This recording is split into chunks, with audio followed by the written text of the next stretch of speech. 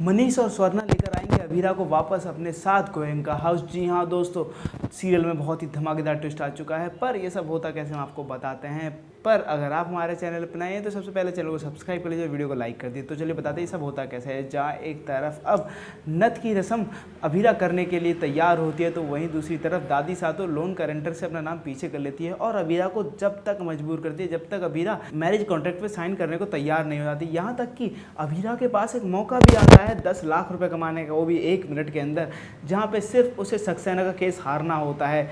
तो वहीं अब वो जाती तो है अपने उसूलों का ईमान लगाने के लिए, तो वहीं जो वो गाड़ी में बैठी होती है और 10 लाख रुपए उसके सामने कैश रखे होते हैं।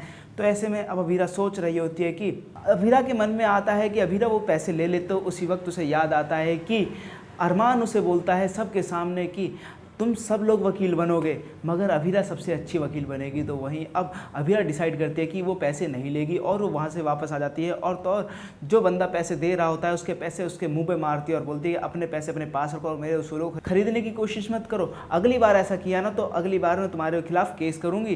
तो जहाँ पर अब जहाँ दोस्तों अरमान तो बहुत परेशान हो रहा होता है कि भाई अभीरा फ़ोन क्यों नहीं उठा रही। तो जहाँ अब अभीरा आ जाती है घर पे वापस अपनी थोड़े बहुत चिल्लर कमा कर, तो वहीं मैं आपको बता दें दादी से मौके का फ़ायदा उठा के पहुँच जाती है मैरिज कॉन्ट्रैक्ट को लेकर। तभी अभीरा मैरिज कॉन्ट्रैक्ट पे साइन करने ही वाली होती है इस नथ के फंक्शन को मनाने के लिए। तो वहीं दूसरी तरफ अब इतने में ही उसके अंकल का फ़ोन आता है जो रेस्टोरेंट संभालते थे उसका मसूरी में। तो वहीं अब वो मसूरी का जो रेस्टोरेंट है वो काफ़ी प्रॉफिट में रहा है, जिसकी वजह से उन्होंने अच्छी अर्निंग की है और उसका एक बड़ा हिस्सा अभीरा को भेजा है। तो वहीं अब अभीरा तो रोने लगती है ये बात सुनते ही। तो वहीं अब दादी साहब को समझ में नहीं आता और दादी साहब बोलती कि अरे लड़की तुम रो क्यों रही हो, तुम रो क्यों रही हो, अरे बताओ ना मुझे हुआ क्या है, अगर कुछ गड़बड़ है, कुछ अच्छी खबर है, बुरी खबर क्या है आखिर खबर में जो तुम रोने लगी। जहाँ पे अब अभीरा कुछ बोलती नहीं और वो रोती जाती है। तो वहीं अब दूसरी तरफ वो बोलती है कि तुम्हें तो अरमान ही संभालेगा। तो वहीं दादी साहब फटाफट घर जाती है और जाते ही अरमान बोलती है कि अरमान जाकर देखो उस लड़की को, पता नहीं वो रो रही है, उसके पास कोई फ़ोन आया तो उसके बाद वो रो ही जा रही है, बस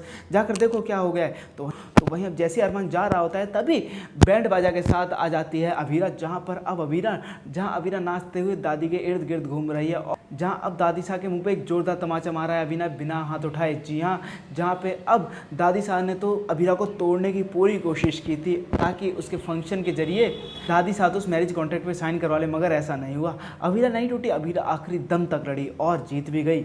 जहाँ पे अब उसके पास पैसे की व्यवस्था हो चुकी है और वो नथ फंक्शन को खुद सेलिब्रेट करने वाली। तो वहीं दोस्तों अब इस फंक्शन में मनीष जी भी आएंगे और मनीष जी जब देखेंगे अक्षरा और अभिनव की फ़ोटो तो वहीं अब अभीरा से पूछेंगे कि ये तुम्हारी माँ है। तो वहीं अब मनीष जी के पैरों तले ज़मीन खिसक जाएगी जब अभीरा बोलेगी हाँ यही मेरे मम्मी पापा हैं। तो वहीं अब मनीष जी माफ़ी मांगेंगे अभीरा से और अपने साथ अपने गोयनका हाउस लेकर जाएंगे और बोलेंगे कि आगे की तुम्हारी शादी की रस्में गोयनका हाउस से होंगी। वेल दोस्तों, आप लोगों को क्या लगता है, क्या रूही के रहते आगे की रस्में गोयनका हाउस से होने देगी रूही? आपको क्या लगता है, मैं कमेंट करके जो बताएं। और आप लोग क्या चाहते हैं, क्या अभीरा की आगे की शादी की रस्में गोयनका हाउस से ही हों और मनीष जी अपने साथ ले जाएं अभीरा को? तो मैं ज़्यादा से ज़्यादा कमेंट करो। साथ ही चैनल से लेटेस्ट वीडियो देखने के लिए हमारे चैनल को सब्सक्राइब करना ना भूलें।